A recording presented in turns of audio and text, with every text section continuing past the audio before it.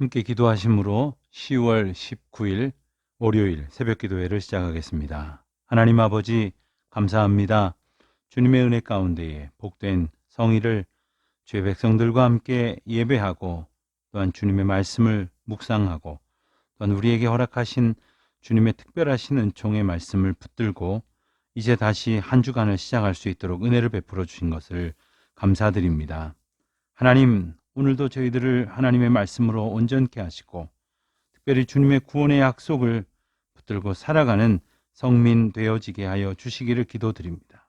아버지 하나님, 세상에 속하여 저에게 맡겨주신 그 귀한 사명을 오늘도 감당할 때에 주님께서 이끄시고 또한 주님께서 모든 능력을 더하신다고 하는 그 은총을 기억하여 오늘도 주님께서 약속하신 그 믿음의 결실을 맺기를 힘쓰는 주의 자녀들이 다 되게 하여 주시기를 기도드립니다. 하나님, 특별히 우리 연로하신 어르신들, 병약한 성도님들 주님의 품 안에 늘 인도하여 주시기를 기도합니다. 이 코로나로 인하여 여러 가지 어려움을 겪고 있는 우리 성도들 하나님 안보하여 주시옵시고, 갑작스럽게 이제 하나님의 은혜를 구하며 아픈 몸을 두고 기도하고 있는 우리 모든 성도들에게도 같은 은혜 나려 주시옵소서. 군문에 나가는 자녀들이 있습니다. 하나님 인도하여 주시는 그 사랑 가운데 거하게 하시옵시고, 해외나 지방에 거하고 있는 모든 주의 자녀들에게도 하나님의 안보하심을 허락하시옵소서.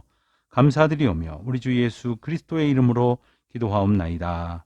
아멘. 오늘은 에스라서를 볼 차례입니다. 에스라 1장부터 10장까지 말씀, 오늘 성경 읽기 37일째를 맞습니다. 우리 다 같이 에스라서를 읽게 될 터인데요. 오늘 1장 1절부터 4절까지의 말씀을 먼저 함께 봉독합니다. 에스라 1장 1절부터 4절입니다. 바사왕 고레스 원년에 여호와께서 예레미야의 입을 통하여 하신 말씀을 이루게 하시려고 바사왕 고레스의 마음을 감동시키심에 그가 온 나라에 공포도 하고 조소도 내려 이르되, 바사왕 고레스는 말하노니 하늘의 하나님 여호와께서 세상 모든 나라를 내게 주셨고 나에게 명령하사 유다 예루살렘의 성전을 건축하라 하셨나니 이스라엘의 하나님은 참 신이시라. 너희 중에 그의 백성된 자는 다 유다 예루살렘으로 올라가서 이스라엘의 하나님 여호와의 성전을 건축하라. 그는 예루살렘에 계신 하나님이시라. 그 남아있는 백성이 어느 곳에 머물러 살든지 그곳 사람들이 마땅히 은과 금과 그 밖의 물건과 짐승으로 도와주고 그 외에도 예루살렘에 세울 하나님의 성전을 위하여 예물을 기쁘게 드릴지니라 하였더라. 아멘. 오늘 우리가 보게 된 에스라서는 이어지는 느헤미야 그리고 에스더서까지 이렇게 세 권을 한 시대, 한 흐름 속에서 같이 이해할 수가 있습니다. 주전 5세기부터 4세기경에 이르는 이 페르시아 시대에 있었던 일들을 기록하고 있습니다. 남유다가 멸망하고 이 바벨론의 포로가 되었죠. 그 바벨론이 이제 멸망을 하고 바사와 메데, 우리가 역사 속에서는 페르시아 시대라고 하던 그 왕조에 의해서 바벨론은 무너집니다. 그리고 오늘 말씀에 읽은 것처럼 페르시아 왕 고레스 원년에 여호와께서 예레미야의 입을 통하여 하신 말씀을 이루게 하시려고, 이 모든 사건은 하나님의 주권 가운데 예비하심 속에 있었다 하는 말씀을 에스라 첫 장 첫 절에서 우리에게 들려주십니다. 그래서 바사왕 고레스가 포로된 모든 이스라엘 백성들을 돌아가 성전을 건축하라고 명령하여 이제 귀환을 명령하는 그 사건이 일어납니다. 우리가 지난 토요일에 함께 읽은 말씀인 역대하의 마지막 부분의 말씀은 바로 이 고레스의 귀국 명령으로 맞춰집니다. 그리고 오늘 말씀인 이제 에스라 1장 1절로 4절 말씀은 마치 역대하의 마지막 부분이 오버랩되는 것 같은, 이렇게 장면이 교차되는 것 같은 그러한 구성을 보여줍니다.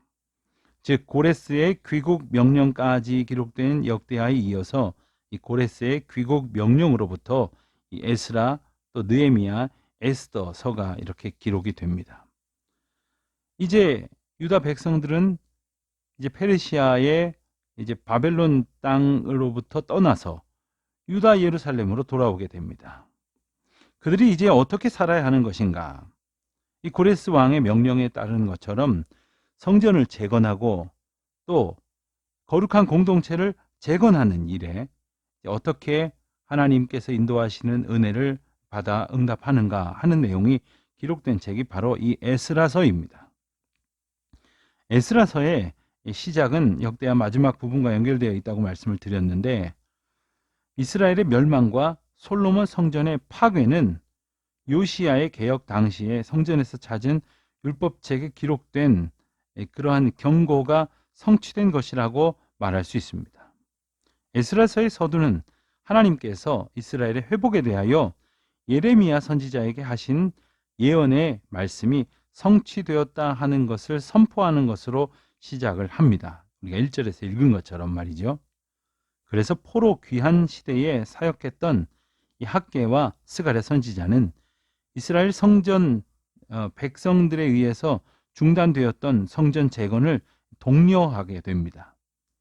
그들은 이전 성전의 나중 영광이 이전 영광보다 크리라, 내가 이곳에 평강을 주리라 하였던 이 학기에서 2장 9절의 말씀처럼 하나님께서 주신 그 약속의 말씀을 선포하는 것이죠.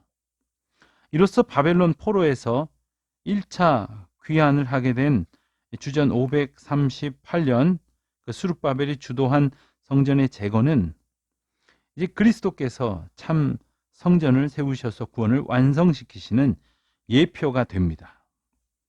그래서 오늘 말씀을 통해서 우리가 이제 앞부분에 1장부터 6장까지의 말씀은 바로 이제 성전이 재건되는 이야기를 담고 있고, 그로부터 약 60년 후인 2차 포로 귀환 주전 458년경이 됩니다.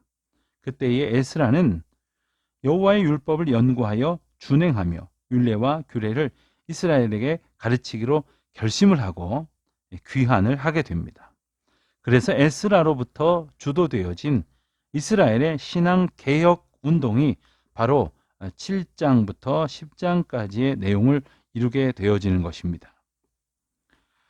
먼저 1장부터 6장까지를 다시 우리가 조금 더 자세히 살펴보면 성전을 재건하는 것, 그것은 이스라엘의 왕국 시대에 끌려갔던 포로들, 바벨론에 잡혀 있었던 그 포로들이 3차례에 걸쳐서 끌려가게 되었거든요. 근데 이번에는 3차례에 걸쳐서 다시 돌아오게 됩니다. 바벨론 포로 70년 후에 1차로 귀환한 이 이스라엘 백성들을 이끈 사람들은 바로 총독 스룹바벨과 대제사장 여호수아였습니다. 그들은 약 5만 명의 백성과 함께 이제 1차로 귀환을 하게 되는데, 그 목적이 바로 성전 재건이었습니다. 포로 귀환자들에게 있어서 가장 중요한 일은 하나님의 백성으로서의 정체성을 확립하고 하나님의 언약 백성으로서의 정체성을 굳게 붙드는 것이었습니다. 그래서 포로 귀환 시대의 역대기는 민족의 정체성을 찾기 위해 족보로 시작해서 무너진 성전을 재건하는 회복으로 끝나게 되었던 것이지요. 역대기에 연결된 이 에스라서는 성전을 재건하여 하나님의 백성과 언약의 정체성을 확고히 하게 합니다. 그래서 포로 귀한 자들은 성전 기초 공사를 시작하기 전에 그 터 위에 제단을 세우고 그 위에서 번제를 드립니다. 그곳은 아브라함이 이삭을 번제로 드렸던 곳이고, 다윗이 아라우나의 타작 마당에서 번제를 드린 곳이기도 했으며, 솔로몬이 성전을 건축한 곳이기도 합니다. 이는 하나님의 구원 계획이 바로 그 터에서 번제로 드려지실 그리스도에게 있음을 점진적으로 밝혀준다고 말할 수 있습니다. 또한 하나님께서 지정하신 바로 그 터에 성전이 세워진 일은 다른 이름으로는 구원을 얻을 수 없고 오직 예수 그리스도를 통해서만 구원이 있음을 예고하는 말씀이기도 한 것입니다. 그렇게 번제를 드린 터 위에 성전 기초 공사를 시작했지만 여러 대적들의 방해로 난관에 부딪히게 됩니다. 그렇지만 하나님께서는 구원 계획을 성취하시려고 바사왕 고레스 때에 시작했다가 중단된 성전의 재건을 위해서 학개와 스가랴 선지자를 보내주셔서 다리오 왕 6년에, 그러니까 주전 516년에 비로소 완공을 하게 하십니다.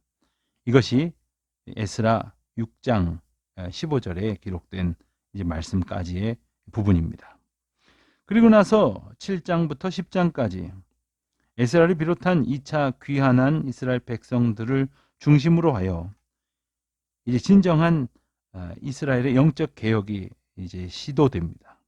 그것은 하나님의 명령의 재건이기도 하고 율법의 재건이라고도 말할 수 있습니다. 왕의 조서로 성전 재건이 실행되었다가 중단되었다가 또 다시 완공되기도 하는 그 과정을 우리가 성경을 통해서 우리가 읽게 됩니다. 그러고 보면 이 왕이 내린 조서의 위력은 실로 대단하다고 말할 수 있습니다. 하나님께서 감동하게 하셔서 그 조서를 이제 작성하게 한 것은 고레스와 아닥사스다 왕이 성전을 아름답게 봉헌할 뜻을 가졌기 때문입니다. 이것은 왕의 조서를 통해서 하나님의 구원 역사가 진행되고 있으며 그 일을 하나님이 주관하고 계심을 우리에게 알려주시는 대목이기도 합니다. 다리오 왕이 내린 조서는 이제 에스라 6장 11절로 12절에 나오는 것인데요. 이것으로 인해서 성전 재건을 완공할 수 있었던 것처럼 아닥사스다 왕의 조서, 이것은 7장에 나옵니다. 이 조서는 두 번째로 귀환한 학사 겸 제사장인 에스라가 이 모든 것을 이끌어가게 하고 율법을 재건하게 합니다. 그래서 7장부터 10장까지의 내용은 주로 이 에스라의 1인칭으로 진술되어 기록되어 있습니다. 성전 재건이 하나님의 백성의 존재의 이 회복의 이유라고 한다면 이 율법, 이스라엘 공동체의 영적 재건과 갱신은 하나님의 말씀의 실천적 회복이라고 말할 수 있을 것입니다. 에스라가 행한 율법 재건의 핵심은 거룩한 삶과 거룩한 혈통입니다. 이 거룩한 삶이라고 하는 것은 거룩한 씨로 말미암는 것이기에 이방 족속과의 통혼을 분리시키도록 합니다. 그래서 예수 그리스도가 태어나실 다윗의 혈통을 온전하게 보존할 수 있게 되는 것이죠. 에스라는 그의 율법 재건의 의지를 바탕으로 이방 여자를 아내로 삼고 있는 자들이 그 아내와의 관계를 정리하게 하십니다. 끊어버리게 하심으로 하나님의 명령을 바로 세우게 하십니다. 그렇게 하여 거룩한 삶으로 나오는 순종은 죄를 끊어버리게 하는 믿음의 은혜가 되는 것입니다. 그래서 에스라의 마지막 부분은 이방 여자들과 결혼한 남자들의 이름을 나열하는 것으로 끝을 맺습니다. 여러분, 우리 가운데에는 지금 당장 끊어내야 할 그런 영적 죄악은 없습니까? 그리고 새롭게 갱신해야 될 영적 자세는 없습니까? 온전히 믿음으로 주님 앞에서 우리 자신을 성찰하고 하나님의 인도하심과 거룩하신 명령 앞에 순종하는 주의 자녀들이 다 되시기를 주님의 이름으로 축원드립니다. 기도하시겠습니다. 하늘에 계신 우리 아버지, 아버지의 이름을 거룩하게 하시며 아버지의 나라가 오게 하시며 아버지의 뜻이 하늘에서와 같이 땅에서도 이루어지게 하소서. 오늘 우리에게 일용할 양식을 주시고 우리가 우리에게 잘못한 사람을 용서하여 준 것 같이 우리 죄를 용서하여 주시고 우리를 시험에 빠지지 않게 하시고 악에서 구하소서. 나라와 권능과 영광이 영원히 아버지의 것입니다. 아멘.